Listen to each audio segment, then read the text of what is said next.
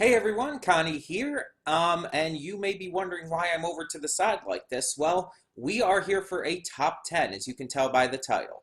My top 10 favorite gay ships. So this was an interesting idea I thought to have just kind of out of the blue. And I've talked about like different characters who I think are attractive before. I've talked about like waifus and stuff, and even husbandos.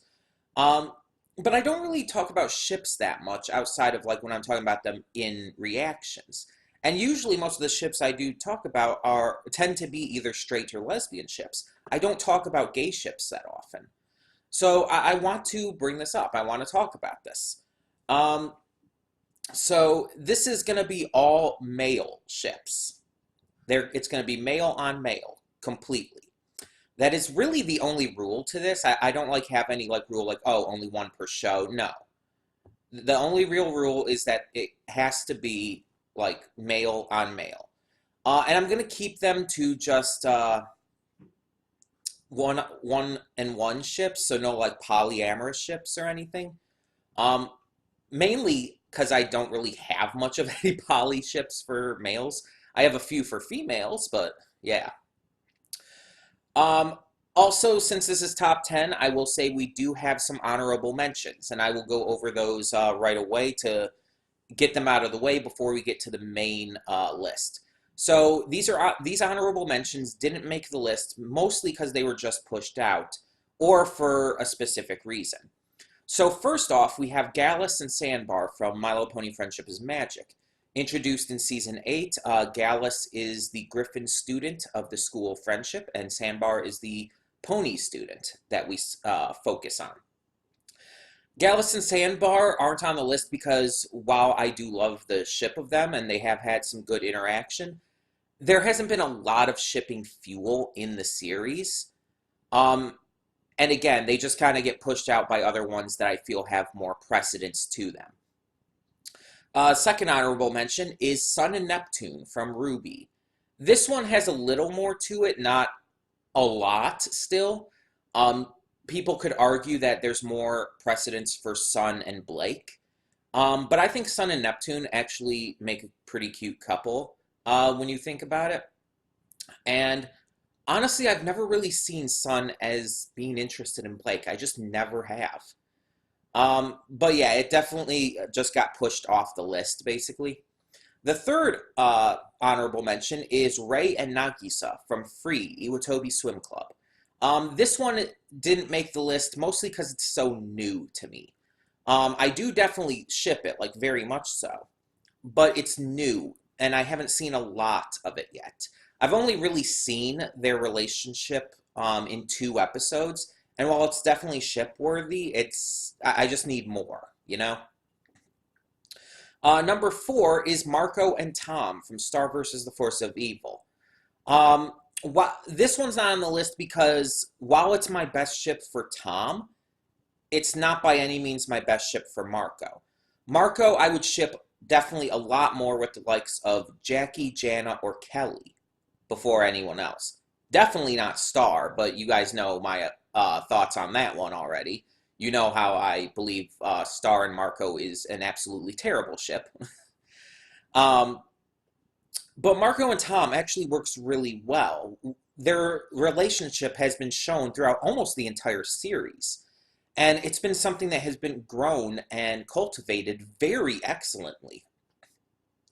And the thing is, with their relationship, it can be read as romantic. You can read it that way. But it also can be read as just a friendship. It's actually very, it's kind of not really solidified either way, as one being more valid than the other. So I think that it's perfectly valid, but again, it's just not the best ship I would have for Marco. The fifth honorable mention is Bo and Seahawk from She-Ra and the Princesses of Power. And this one is kind of with the same kind of thing as the last one. It's the best ship I can see for Bo. I just don't ship Bo with anyone else really, unless you do a poly ship with Bo, Adora, and Glimmer. But otherwise, there's no real good ship for Bo, in my opinion. But Seahawk does have another good ship that I do ship more, and that is him with Mermista. Mermista and Seahawk have just undeniable chemistry, and there's definitely a lot there to look at. I mean, heck, they went to the dance together. So there's definitely something there to see as shipping fuel. But I couldn't include that on the list. It's not a gay ship. So Bo and Seahawk, definitely an honorable mention. And my final honorable mention is Narancia and Fugo from JoJo's Bizarre Adventure, Vento Arreo, or Golden Wind if you prefer. Narancia and Fugo is definitely a good ship, and I like the idea of them together. The reason it's not on the main list is because I could also see Narancia working well in a ship with Trish. And on top of that, Fugo was such an underdeveloped, poorly handled character in the show that while I could see the ship for these two, I don't care enough about one side of it. Like, I don't care about Fugo because the show did nothing to make me care about Fugo. While on the other hand, Narancia is my favorite character. So it's basically just, it doesn't invest me as much as it could. But now we get onto the main list, and we aren't having any kind of clips for these just because it's not easy to find clips, because this is encompassing all media. It's not just like TV shows, it's not just anime or whatnot. So it's encompassing all media, so it's hard to find good clips for all of these. So yeah, we're just doing the pictures, and I'm going to explain it. So this video might be long. I'm warning you ahead of time, though you'll be able to see the length. So first up is our number 10, Gladion and Hao from Pokemon Sun and Moon. It's no secret that I ship the main female character, Mizuki, with Lily. Mizuki is the official name of the female player character. I ship the female player character with Mizuki, like, heavily, or with Lily heavily. The male player character I've never really shipped, though. But Gladion and Hao, just the instant I saw them interact in the game, instant ship. Yes, they are very drastically different, but both of them I feel are a ploy. Hao acts all super happy and energetic, but I think that he's trying to be. He comes off as it's something he legitimately, actively attempts to do in order to raise other people's spirits and be a positive force in the world. He's not necessarily like that all the time. He's just, that's something, again, he tries to do. He actively goes for, which is a very admirable thing when you think about it, that he's working so hard to make people smile. Gladion, meanwhile, puts on a very, like, I guess you could say emo air to him. He acts very emo all the time, very aggressive, but it's clearly a front because of all the issues going on within his family. And near the end of the game, he definitely starts to open up more and become more of a friend to you, even if he denies it. So I think that by the fact that both of them are putting on this front, just in different ways, and kind of hiding their true feelings, I think they would be good to kind of connect with each other and be able to share their true feelings with someone who can understand them to a degree. Plus, I just think the idea is cute, if I'm being honest. Number 9, though, is Goten and Trunks from Dragon Ball Z, Dragon Ball Super, all of that jazz. I guess you could count GT as well, even though both of them are teenagers and have very little interaction in that one. And I just want to say, keep in mind that none of these ships are meant in a sexual way. This is all just in terms of, like, romantic. Goten and Trunks are best friends. They've always been best friends in the series, pretty much, not counting when Trunks first appeared as future Trunks, but when Trunks first appeared as a kid, not a baby, when he was like a kid, and Goten, like, they were inseparable friends the instant that they appeared. And they fought in tournaments together. They dorked around together. They fused together. And something about it just like sparked an idea always in my head, like that, they're kind of cute together. I could kind of see them as a couple. Um, and even in GT, when I first saw that, like they're older, they're teenagers, and I kept thinking about it. It's like, yeah, I could see them making a cute couple. Even though I think in GT, Goten mentioned something about having a girlfriend or something. I don't know. Either way, still, I think it would be a cute idea, and they definitely have a huge amount of chemistry together. I mean, pretty much everything they're shown in is chemistry for them. So yeah, definitely a big one for me there. But moving on, we have number 8, Real Magic Skeleton and Brandon from OKKO Let's Be Heroes. So this one I feel would be higher on the list if we got to see them interact a little more. I mean, usually when we see them interact, it's mostly in the background or doing some kind of side character role. There was like one episode that had a focus on them like heavily, and they've always read as a couple. Like they just read as a couple, like as if you're supposed to assume they are. The way they interact with each other, the way they bicker, the way they just remain together no matter what. I mean, hell, that one episode where it's like where RMS was like trying to get another job and everything, and they ended up staying together in the end. Oh yeah, that was very much a couple spat. These two are just adorable together, and I think it's just a great ship. And knowing how, as I've said in the past, knowing how OKKO is written by Ian James Quarterly, created by him, who worked on Steven Universe, not surprising that there would be a lot of coding for a gay couple. But next up, we have Izuku and Todoroki from My Hero Academia. I know, it's very, very stereotypical to support this ship. It's a really popular gay ship within the fandom. But what can I say? It's a great idea.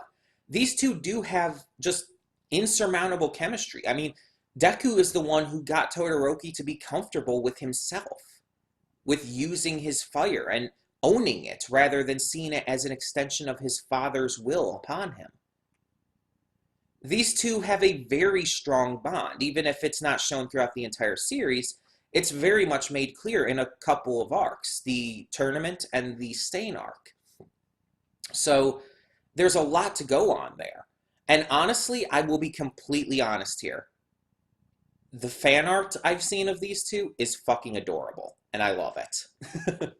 But in all seriousness, yeah, it's just a really strong ship. There's just a lot to support it. But we move on to number 6, Dean and Castiel from Supernatural.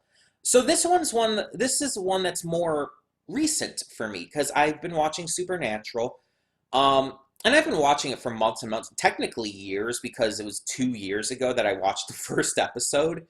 Then I came back to it a year later, watched a few episodes every now and again, and I'm currently on season 9. Out of 14, I think season 15 is coming soon, something like that. But Dean and Cass just have this undeniable chemistry constantly. Dean will always like give Cass these cute little nicknames. Cass is so, as an angel, Cass is just completely flummoxed by how humans work, and a lot of time he makes a shit ton of mistakes and is just ridiculous. Yet Dean still makes all of these references that Cass will not understand. But their interactions totally can read as a couple, and there's a lot to love with how they, how they interact and just their relationship. Because their relationship over the seasons, since Cass is first introduced, it ebbs and flows. At some points, they're like best friends, but at other points, Dean is actually really upset with Cass, and there's good reason. I won't get into spoilers, but there's very good reason. But yeah, there's very much a lot of ways you could read it as a couple. This particular screenshot, by the way, I don't know if this is actually in the show. I just found it like when I was looking for Dean and Cass on Google Images. And by the way, all the images I use, all the fan art and stuff, will be linked down in the description below to give proper credit. Just saying that. But yeah, this I don't even know if it's real, and if it is, it's somewhere I haven't seen yet. But it's hilarious and adorable. um, but moving on to number 5, Yuri and Victor from Yuri on Ice.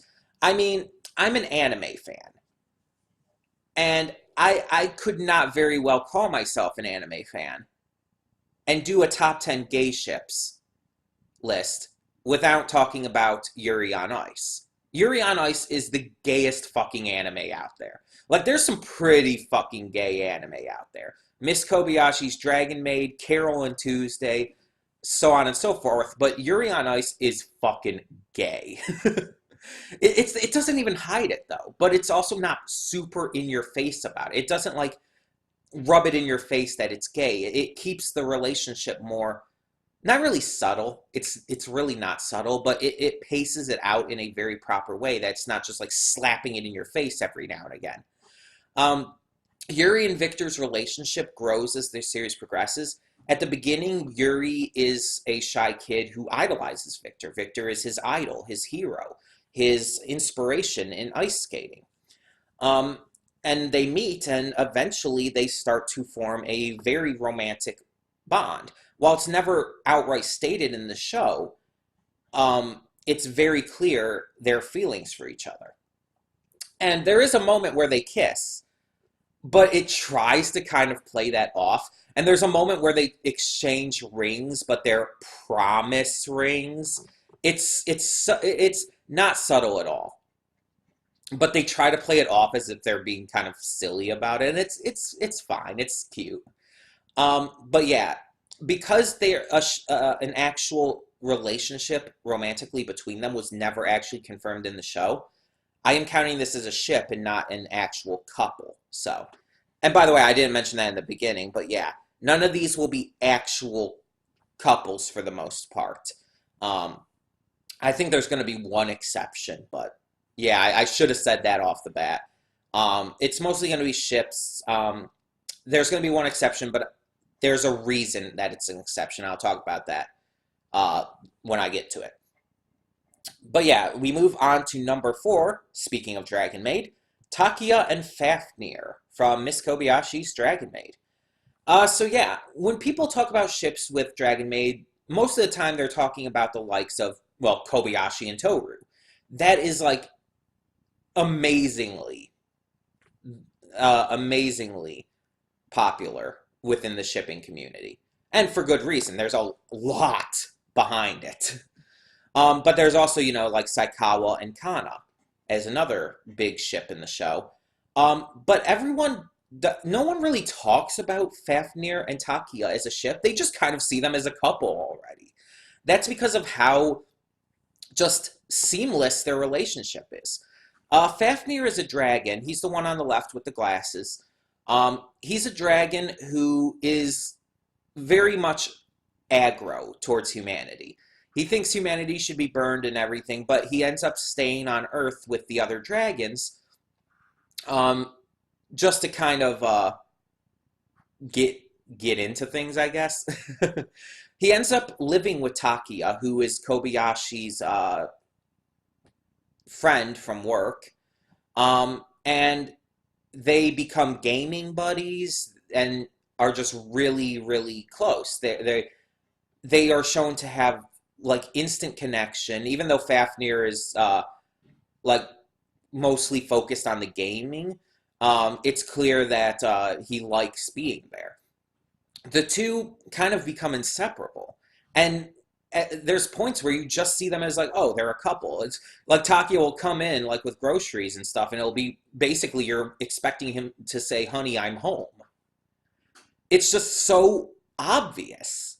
And Dragon Maid is a very LGBT friendly show.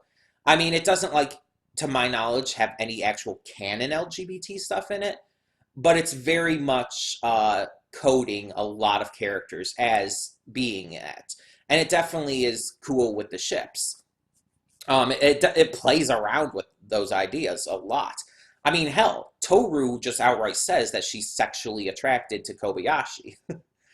um, but yeah, so Kobayashi's Dragon Maid, Takia, and Fafnir. What more can I say? So now we move on to the top three, my three favorite gay ships in all of media. So number three is Hank and Connor from Detroit Become Human, the hit story-based video game that is my favorite video game of all time. This is one I've actually struggled with a little bit when I first saw the game played and stuff. Hank and Connor have just completely undeniable chemistry, but there's the argument that can be made, is their chemistry more romantic, or is it more of like a father-son thing because, Hank lost his son, and Connor is an android who's never really known family.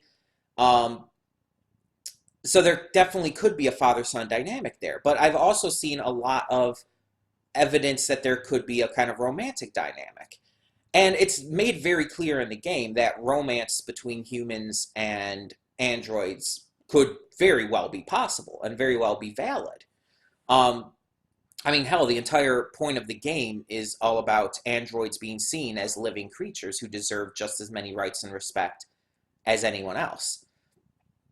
And even though Connor is technically only, like a few years old, maybe not even probably, because he's an android, it's because he's an android that those kind of rules, I guess, don't apply. He is clearly made to be an adult male. He's clearly intelligent enough as an adult male. So he definitely reads more as one than as a kid. Hank is older, yes. I think he's supposed to be in his 50s or maybe 60s. He's definitely older, definitely more jaded and all, but the two just, again, have an undeniable chemistry. And I think as long as you're consenting adults, then age really doesn't matter. I mean, age matters if you're looking at kids. Obviously, that's fucking disgusting. But if you're both consenting adults, then it doesn't matter if one of you looks like you're 25 and the other looks like you're 65. That doesn't matter. I just see a lot of romantic chemistry between them. And again, even though it could very much be read as a father-son relationship, I like the idea of it being romantic. It adds a special layer of depth to the storyline in the game. And I just really like it. I mean, that's the biggest reason. I just really like it. Number two is Avery and Haze from Hustle Cat.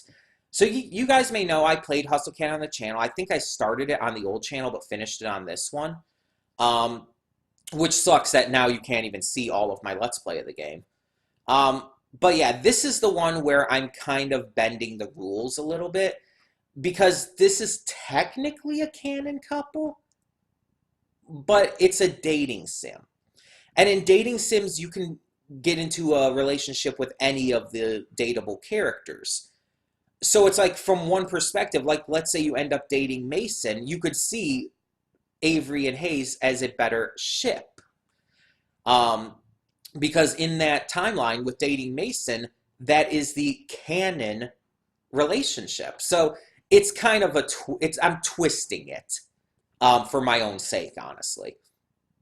Now, there's also another thing you have to think about, and that's the fact that Avery, your player character, the one in the gray hair here, Avery's gender is completely up to you.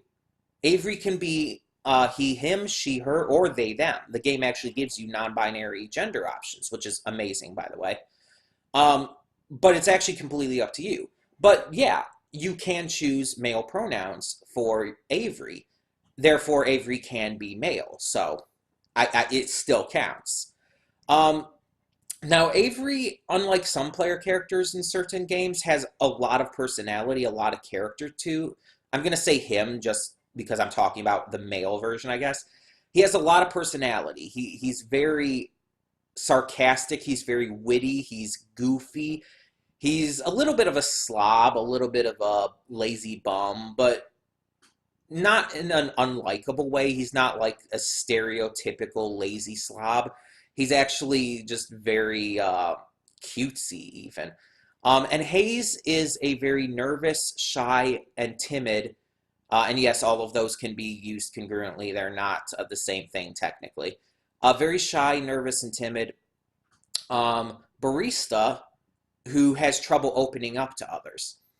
Going through this path on the game, Hayes was originally my favorite of the group.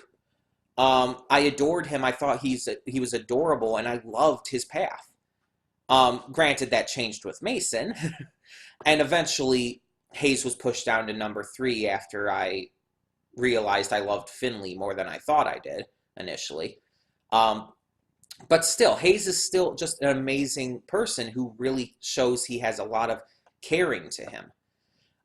Him and Avery just, I know in the game, since it's a dating sim, Avery has chemistry with every one of the characters, but the chemistry with Hayes is actually one of the strongest in the game.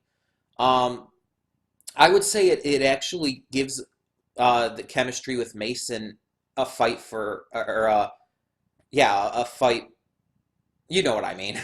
Gives it a run for its money. That's what I was thinking of. The chemistry there is just huge. They have just this instant connection. There's Avery just instantly has this like protective spirit for Hayes, and it's beautiful. And seeing as how that grows during the course of the story is just absolutely wonderful. But it's not my favorite ship, my favorite gay ship. There is one that trumps it, and that is Bakugo and Kirishima from My Hero Academia.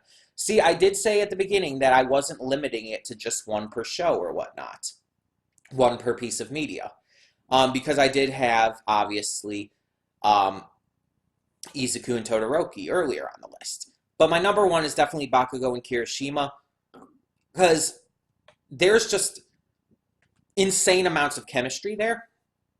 There is insane amounts of romantic possibilities between them. I mean, Kirishima's honestly the only person Bakugo likes. And Bakugo actively does like Kirishima. Even if he tries to hide it by being kind of tsundere, he does very much like him. And you could read that either as just a legitimate friendship, which is something that Bakugo wouldn't be used to, or in a romantic way. I don't think it's like coded specifically one way or the other in the show, at least not from my perspective. But there's definitely a lot to work with there. And honestly, it's just like, it's the only like ship that works for either of them. Like some people have shipped Bakugo with Uraraka, and that just, I despise that ship so much, because that would be such an abusive relationship, it's not funny. Some people ship Bakugo with Izuku, and that, again, such an abusive relationship, it's not funny.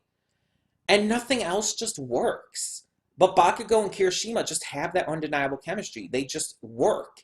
They match each other. Even their quirks, in a way. Like, Bakugo's explosions can be withstood by Kirishima's hardening.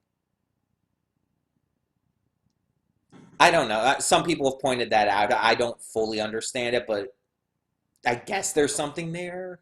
Their quirks. I don't know. I don't know about that one. I was just trying to say something that I have heard people say to support it. Either way, the ship is just a really cute, just awesome idea. And it's just like, the kind of the instant they began connecting in the series, it's like, okay, I ship them. It is, and it's just, I've been so hard pressed on that ship now. I don't think that's the word I was looking for.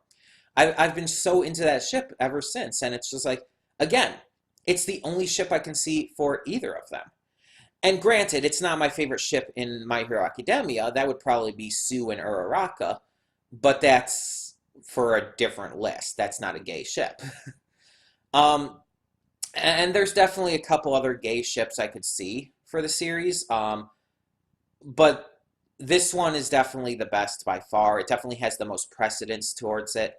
And I just think it's honestly the cutest. I like the idea that Bakugo actually isn't as aggressive towards Kirishima, that he actually lets his guard down a little and allows himself to be friends with him.